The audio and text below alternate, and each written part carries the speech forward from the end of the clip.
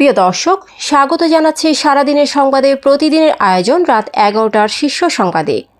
সারা বিশ্বের গুরুত্বপূর্ণ সব সংবাদের শিরোনাম জেনে নিন শুরুতেই। গণহত্যা বন্ধ ও স্বাধীন ফিলিস্তিনের দাবিতে আন্দোলনে উত্তাল দেশ। মার্কিন শুল্ক পুনর্বিবেচনা চেয়ে ডোনাল্ড ট্রাম্পকে ডক্টর ইউনূসের চিঠি। যুদ্ধের মাঝে ট্রাম্পের সঙ্গে আলোচনা করতে যুক্তরাষ্ট্রের নেতানিয়াহু। ইসরায়েলের রাষ্ট্রদূতকে আবিষ্কার করল আফ্রিকান ইউনিয়ন। ভারতে ফিলিস্তিনের পতাকা উড়ানোয় বিদ্যুৎ বিভাগের কর্মী বরখাস্ত। জাতীয় নির্বাচনে থাকছে না পোস্টার। চট্টগ্রাম, কক্সবাজার, সিলেট ও বরিশালে কেএফসি, পিৎজা হাটে ভাঙচুর। ভিয়েতনাম থেকে চট্টগ্রামে পৌঁছালো 12,500 টন চাল। রাজস্ব আদায় এবং ব্যাংক খাতের শৃঙ্খলা নিয়ে আইএমএফের উদ্বেগ। নতুন উদ্যোক্তাদের জন্য 900 কোটি টাকায় তহবিল গঠনের কথা বললেন গভর্নর। প্রিয় দর্শক, এবারে জেনে নিন বিস্তারিত। ফ্যাশন ব্র্যান্ড মানে art. Free free Palestine, free free Gaza স্লোগানে উত্তাল দেশ। সোমবার দিনভর ঢাকাসহ সারা দেশে ইসরায়েলি বর্বরতার প্রতিবাদে ও ফিলিস্তিনিদের প্রতি সংহতি জানিয়ে চলে ধর্মঘট। শিক্ষা প্রতিষ্ঠানগুলোর নো ওয়ার্ক নো স্কুল কর্মসূচিতে সংহতি জানিয়ে ক্লাস পরীক্ষা স্থগিত রাখে। ব্র্যাক, ঢাকা, জাহাঙ্গীরনগর, জগন্নাথ ও ইসলামী বিশ্ববিদ্যালয় সহ বিভিন্ন প্রতিষ্ঠানের শিক্ষার্থীরা বিক্ষোভে অংশ নেন। রাজধানীর বাড্ডা, সায়েন্স ল্যাব, এলিফ্যান্ট ও শাহবাগে চলে বিক্ষোভ। ট্রাম্পের 2 গালে জুতা মারো, তালে তালে সহ নানা স্লোগানে মুখরিত থাকে সারা দেশের রাজপথ। বাংলাদেশি পণ্যের শুল্ক প্রত্যাহারের জন্য যুক্তরাষ্ট্রের প্রেসিডেন্ট ডোনাল্ড ট্রাম্পকে চিঠি পাঠিয়েছেন অন্তর্বর্তী সরকারের প্রধান উপদেষ্টা অধ্যাপক ডক্টর মোহাম্মদ ইউনূস।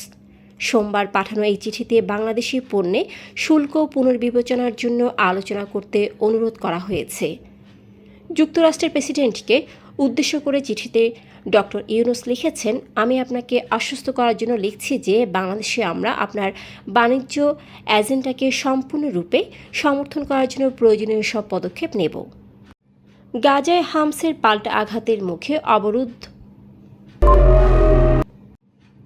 গাজায় হামাসের পাল্টা আঘাতের মুখে অবরুদ্ধ গাজায় নিরলস হামলা চালাচ্ছে ইসরায়েল। এই বর্বর হামলার প্রতিবাদে বিশ্বজুড়ে চলছে সাধারণ ধর্মঘট।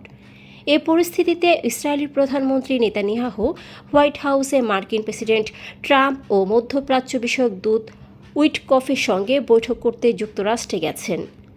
গাজায় যুদ্ধ, হামাসের প্রতিরোধ ও ইসরায়েলি বাহিনী প্রত্যাহারের প্রেক্ষাপটে বন্দি মুক্তি আলোচনার সম্ভাবনা রয়েছে বলে জানিয়েছে ইসরায়েলি গণমাধ্যম। ইথিওপিয়ায় নিযুক্ত ইসরায়েলের রাষ্ট্রদূতকে আবিষ্কার করেছে আফ্রিকান ইউনিয়ন। জোটের নেতারা সাফ জানিয়ে দিয়েছেন, কোনো বৈঠকে ইসরায়েলি রাষ্ট্রদূত থাকলে তারা অংশ নেবেন না। রুয়ান্ডার গণহত্যার স্মরণে আয়োজিত এক কর্মসূচিতে ইসরায়েলি রাষ্ট্রদূতকে নিমন্ত্রণ জানানো হলেও উপস্থিতির পর তাকে অনুষ্ঠান ত্যাগে বাধ্য করা হয়। ঘটনায় তীব্র ক্ষোভ জানিয়েছে ইসরায়েল। ঈদের দিনে ফিলিস্তিনের পতাকা উড়িয়ে বরখাস্ত হয়েছেন ভারতের উত্তরপ্রদেশের বিদ্যুৎ বিভাগের চুক্তিভিত্তিক কর্মী সাকিব খান। সাহারানপুরে কর্মরত সাকিব 31শে মার্চ ঈদের নামাজের পর পতাকা ওড়ান এবং ছবিটি সোশ্যাল মিডিয়ায় পোস্ট করেন। বিদ্যুৎ বিভাগের এক্সিকিউটিভ সঞ্জীব কুমার এই কাজকে দেশবিরোধী বলে উল্লেখ করে তাৎক্ষণিকভাবে বরখাস্তের সিদ্ধান্ত নেন। আসন্ন জাতীয় নির্বাচনে পোস্টার ব্যবহার নিষিদ্ধ হচ্ছে, তবে থাকবে লিফলেট ব্যবহারের অনুমতি। নির্বাচন কমিশন সবার জন্য সমান সুযোগ নিশ্চিতে নতুন আচরণ বিধিমালা চূড়ান্ত করেছে, যা অনুমোদনের অপেক্ষায়। সোমবার ইসি কমিশনার আনোয়ারুল ইসলাম জানান, সোশ্যাল মিডিয়ার গুজব নিয়ন্ত্রণে কঠোর ব্যবস্থা ও টুলস ব্যবহারের পরিকল্পনাও রয়েছে। গাজায় গণহত্যার প্রতিবাদ ও ফিলিস্তিনিদের প্রতি সংহতি জানিয়ে দেশের 5 জেলায় অন্তত 15টি রেস্তোরাঁ ও শোরুমে হামলার ঘটনা ঘটেছে। সোমবার কক্সবাজারে 5টি, চট্টগ্রামে 3টি, গাজীপুরে 4টি, সিলেটে 2টি ও বগুড়ায় একটি প্রতিষ্ঠানে হামলা হয়। আন্তর্জাতিক brand KFC, Pizza Hut, বাটারসহ Coca-Cola ও 7 আপ বিক্রির দায়ে দেশীয় প্রতিষ্ঠানও হামলার শিকার হয়। নো ওয়ার্ক নো স্কুল কর্মসূচির অংশ হিসেবে সারা দেশে বিক্ষোভ, স্লোগান ও ধর্মঘট পালন করেন শিক্ষার্থীসহ সাধারণ মানুষ। ভিয়েতনাম থেকে G2G চুক্তির আওতায় 12,700 টন আতপ চালবাহী জাহাজ চট্টগ্রাম বন্দরে পৌঁছেছে। খাদ্য মন্ত্রণালয়ের সংবাদ বিজ্ঞপ্তিতে জানানো হয়, চুক্তি অনুযায়ী মোট 1 লাখ টন চাল আমদানির কথা রয়েছে, যার মধ্যে ইতিমধ্যে 60,000 টন দেশে এসেছে। চালের নমুনা পরীক্ষাও শেষ হয়েছে এবং দ্রুত খালাস কার্যক্রম শুরু হবে বলে জানানো হয়েছে। বাংলাদেশের অর্থনীতি স্থিতিশীল ও সঠিক পথে রয়েছে বলে জানিয়েছে IMF, জানিয়েছেন অর্থ উপদেষ্টা সালেউদ্দিন আহমেদ। তবে রাজস্ব আদায়, খেলাপি ঋণ এবং একক বিনিময় হার নিয়ে উদ্বেগ প্রকাশ করেছে তারা। রোববার IMF প্রতিনিধি দলের সঙ্গে বৈঠকে এসব আলোচনা হয়। প্রতিনিধিত্ব করেন মিশন প্রধান ক্রিস পাপাজর্জিও। জুনে 2 কিস্তির অর্থ ছাড়ের আগে IMF অর্থনীতির পর্যালোচনা করবে। সালেউদ্দিন বলেন, শর্ত পূরণে বাংলাদেশ ইতিবাচক পদক্ষেপ নিচ্ছে। বাংলাদেশ ব্যাংক নতুন উদ্যোক্তাদের মূলধন সহায়তায় 800 থেকে 900 কোটি টাকার তহবিল গঠন করেছে বলে জানিয়েছেন governor doctor Ahsan H Mansur. এ তহবিল বাণিজ্যিক ব্যাংকের মাধ্যমে বিতরণ করা হবে। শিগগিরই এ বিষয়ে পরিপত্র জারি করা হবে। সোমবার বিনিয়োগ সম্মেলনে তিনি বলেন, বাংলাদেশ বিনিয়োগের জন্য উপযুক্ত গন্তব্য। স্টার্ট আপদের সহায়তা দিয়ে সফলতা আসবে।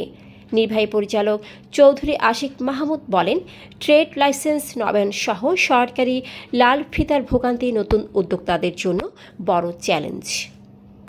দর্শক, এতক্ষণ আমাদের সাথে থাকার জন্য ধন্যবাদ। প্রতি মুহূর্তে দেশ বিদেশের গুরুত্বপূর্ণ সব সংবাদ জানতে ভিজিট করুন www.সারাদিনেরসংবাদ.com ও চোখ রাখুন সারাদিনের সংবাদের অফিসিয়াল ফেসবুক পেজে। Fashion brand Mani Art. Men's, ladies and kids wear. Art. Be smart.